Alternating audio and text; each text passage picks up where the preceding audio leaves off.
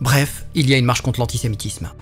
Face à l'augmentation des actes antisémites en France, Gérard Larcher, président du Sénat, et Yael Braun-Pivet, présidente de la Knesset, de l'Assemblée nationale, ont lancé un appel intitulé « Pour la République et contre l'antisémitisme, marchons ». Quelles sont donc les modalités pour participer à cette opération de communication? Il y a un grand principe, si tu ne viens pas à la manif contre l'antisémitisme, tu es forcément antisémite et pro-Hamas.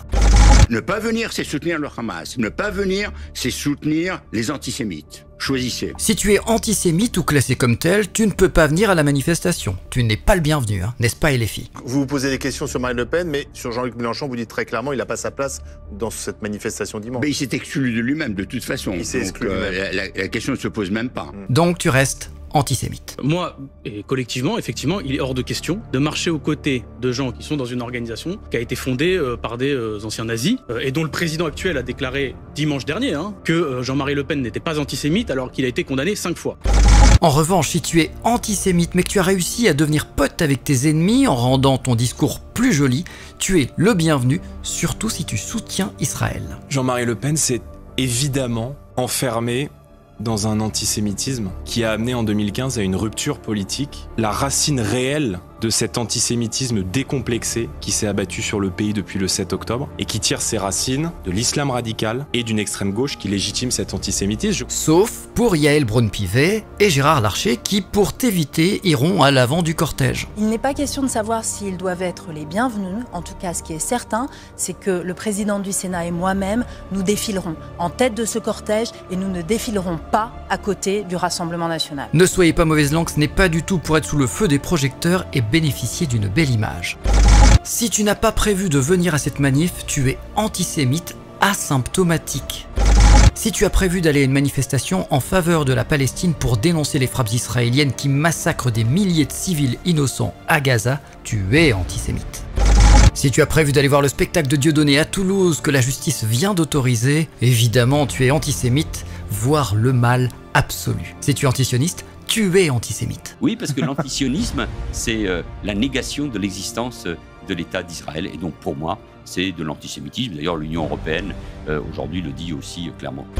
Si les différentes affaires médiatisées concernant l'augmentation de l'antisémitisme en France te font hésiter à venir, tu es un antisémite qui s'ignore. On peut citer par exemple les tags d'étoiles de David bleues qui, au final, ont été réalisés en faveur du peuple juif pour les défendre. L'agression au couteau d'une femme à Lyon qui pourrait être, entre autres, une automutilation ou en lien avec son ex-mari violent. Les tags antisémites de l'hôpital Bichat où on peut lire clairement « Fuck antisémitisme », mais ça n'empêche pas Guérini de mentir.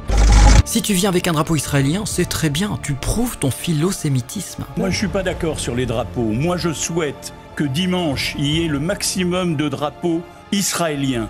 Parce que ce qui à l'origine de ce sursaut républicain en France, il y a effectivement les événements qui se sont déroulés il y a un mois. Si tu viens avec un drapeau palestinien, antisémite, terroriste.